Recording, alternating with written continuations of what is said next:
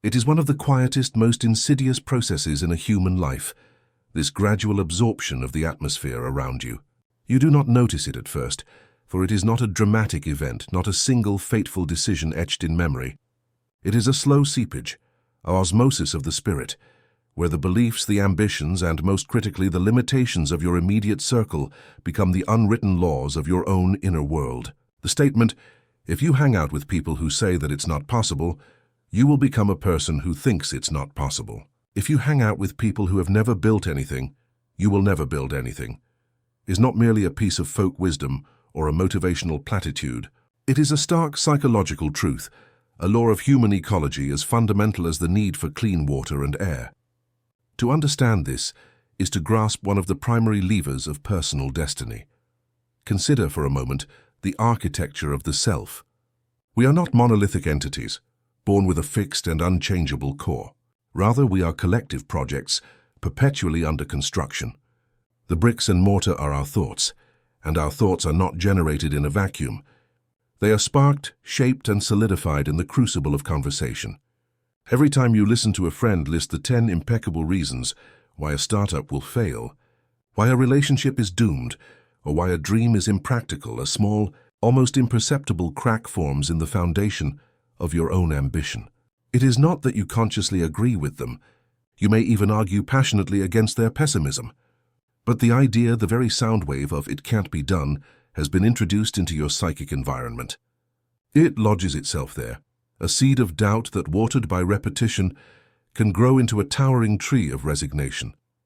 This is the psychological mechanism of social proof at its most potent and most dangerous. The human brain, in its ancient quest for efficiency and survival, is wired to look to its tribe for cues on what is real, what is valuable, and what is safe.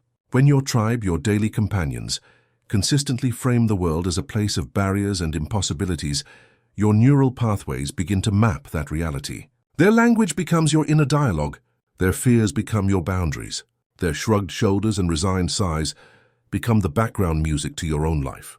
You begin to mistake their collective apprehension for objective reality, forgetting that what you are perceiving is not the world, but a reflection of a particular and particularly limited worldview. The psychologist in me must interject here.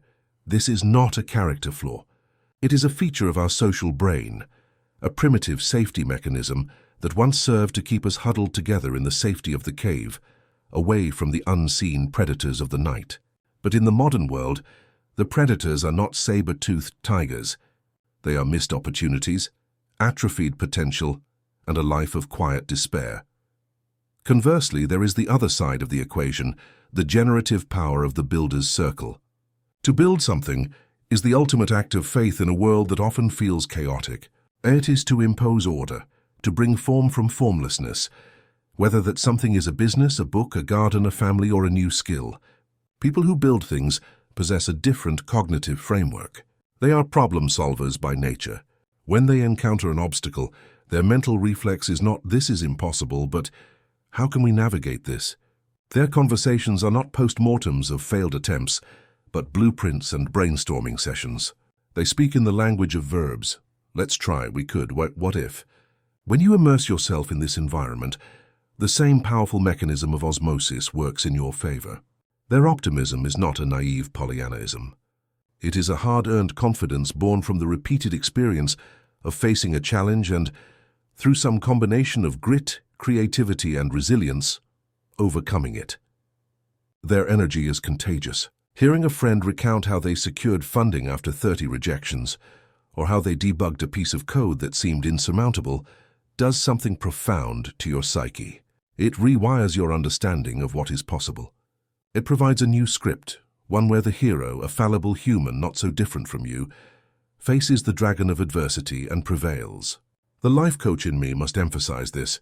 You are not just seeking cheerleaders. You are seeking architects. You are looking for people whose very presence reminds you that the universe is not a fixed set of constraints, but a field of malleable possibilities waiting for the application of human will and imagination. The author in me sees this as the central theme of every great story of transformation. The hero is always called away from the familiar, from the village that knows him only as he is, and is thrust into a new world with new companions, the mentor, the allies, the fellow seekers. Frodo must leave the Shire and its comfort-loving hobbits to find the Fellowship. Luke Skywalker must escape Tatooine and its mundane struggles to learn from Obi-Wan and Yoda. This is not just a narrative device. It is a profound allegory for personal growth. The familiar environment, however comfortable, is often a cage constructed from the low expectations of those within it.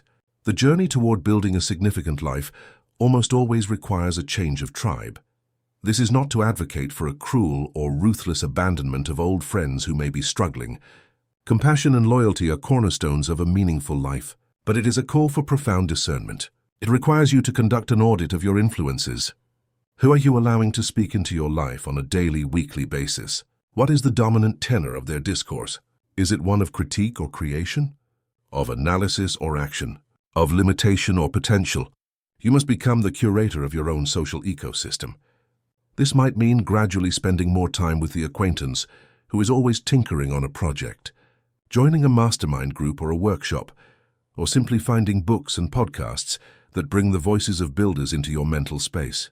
It means understanding that your time and attention are your most precious resources, and that to invest them in a chronically pessimistic environment is to willingly ingest a slow-acting poison. The final, and perhaps most challenging, implication is that you must also strive to become this person for others. The most powerful way to solidify your own identity as a builder is to embody it. When you catch yourself defaulting to the language of "I can't" or "that's impossible," pause. Reframe the thought.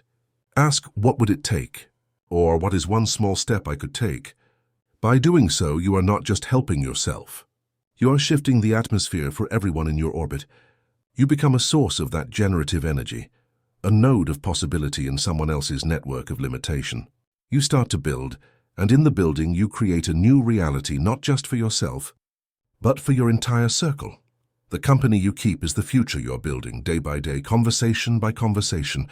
It is the invisible curriculum of your life, teaching you either the art of the possible or the science of the settled.